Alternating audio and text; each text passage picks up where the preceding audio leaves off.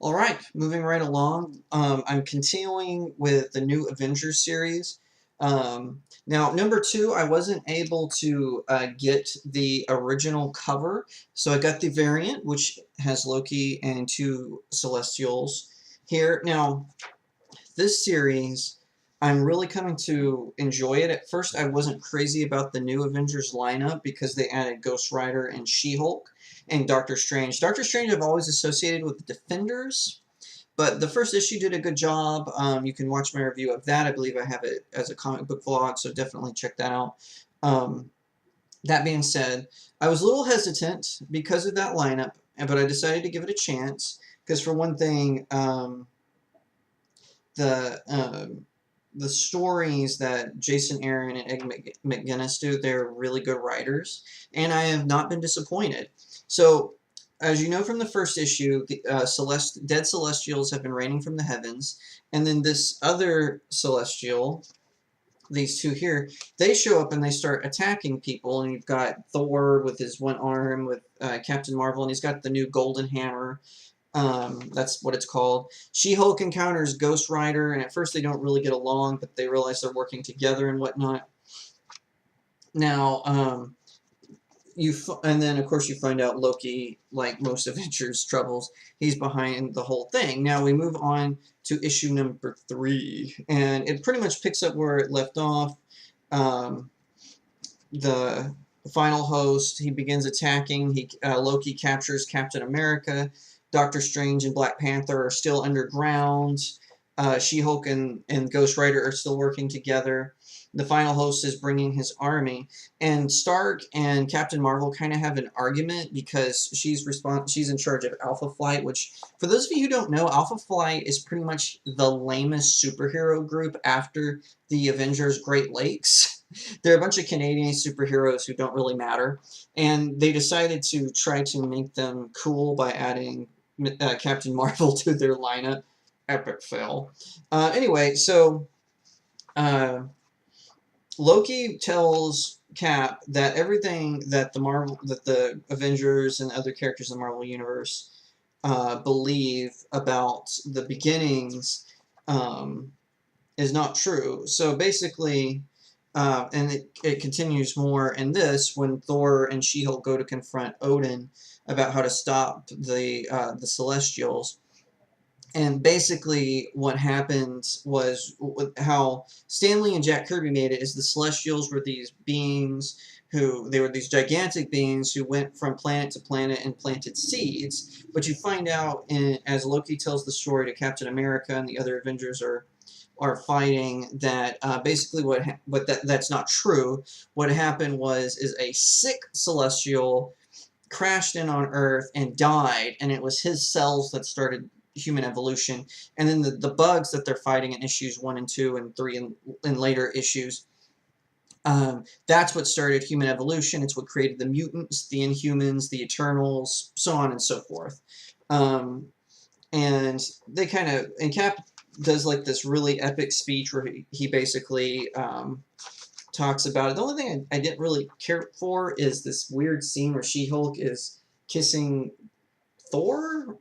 And maybe you can let me know if you think that's an interesting romance in the comments below. I personally think it's kind of stupid and forced, but outside of that, you find out more. Odin gives She-Hulk and Thor a way to fight the Celestials, and it's pretty epic. It's a really great scene. You kind of see old Asgard. I'm unfamiliar what's been happening in Asgard. I haven't really been keeping up with the Thor mythology, but I'm assuming from it Odin is just kind of there by himself. I do know Angela and the Destroyer are out creating the Asgardians in space or whatever. But let me know in the comments what I've missed. If you happen to see this, let me know what I've missed with Thor. But I'm enjoying this series a great deal. Marvel's doing a good job picking the Avengers back up. Alright, so we're continuing with issue 5. Loki's still telling Cap, the story of the Celestial who died on Earth, the progenitor. I really like the artwork in the series. Whoever is doing that, I guess let me say so they can credit one, Velasco, Miles Morales, and Carl Story. Spot on, guys. Really really good job. So we're picking up. Loki still is captured, as you can see. They're underwater, but Loki's keeping them alive.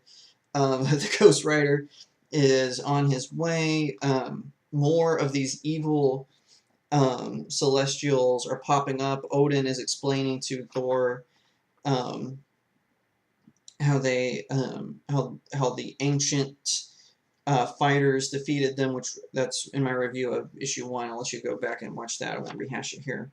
So Cap teases Loki a little bit and gives him a good punch, and so Loki sends him out into the water.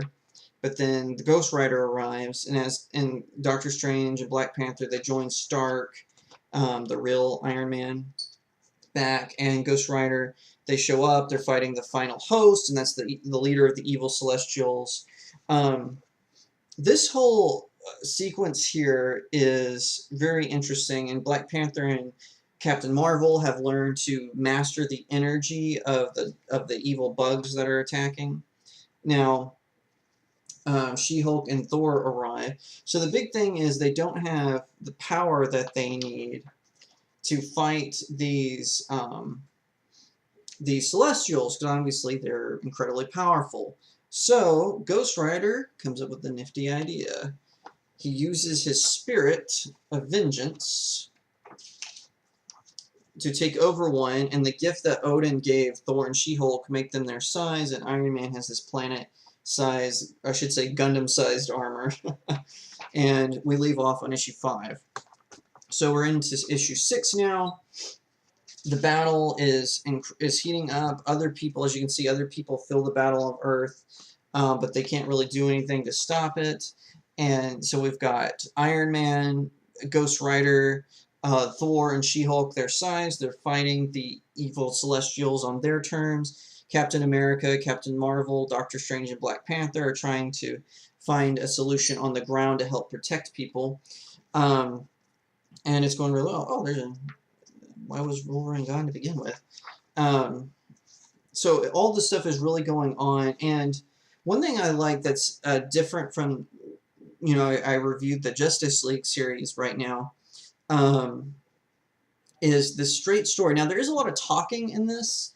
There's a lot of dialogue, inner dialogue about meaning and whatnot, but I do like to see Marvel returning to form with the Avengers, because one of my complaints, as you can see from the hashtag behind me, is they're trying to implant left-wing ideals into these stories, and it's corrupting the stories. We see that with their big diversity drive of making Thor unworthy to hold Mjolnir, and so Jane Foster does. And I'm totally fine with Jane Foster wielding an Asgardian hammer, but give her her own. Why does she have to borrow Thor's? A woman's not worthy enough to carry her own? It's kind of, what is it called? The soft bias of low expectations. And, with the whole thing with Ironheart being smarter than Tony Stark and all this ridiculous nonsense. I mean, it's sacrificing good storytelling in the name of diversity and equality, and that's not real equality and diversity. If you go after freedom, if you go after liberty, it will happen naturally. Now, I'm not saying that this is to that level, but I feel like that Marvel is trying to fix the mistakes that they made with their ridiculous pandering. Now, they're not quite done with their pandering, as I'll point out here in just a second, but I do feel like this is a step in the right direction when it comes to at least their Avengers series. Thank you so much for watching. Don't worry, there's more comic book reviews, there's more movie reviews, and reading suggestions, interviews, all that good stuff. They're all coming your way. So thank you so much for watching. Follow me on Twitter at RealJacobAiry. Instagram is real.jacob.airy. Facebook is author Jacob Airy. Of course, you can find my political writings on dailywire.com. Every once in a while, they let me write a nerd article if James Barrett and Emily Zanotti doesn't beat me to it. Don't forget to subscribe here at StudioJake, and subscribe to my blog, jacobairy.blog. Don't forget about that. That's pretty awesome. Like this video, share it out there, subscribe, ring that little bell. New videos every Sunday and Wednesday, and I'll see you next time right here in Studio Jake.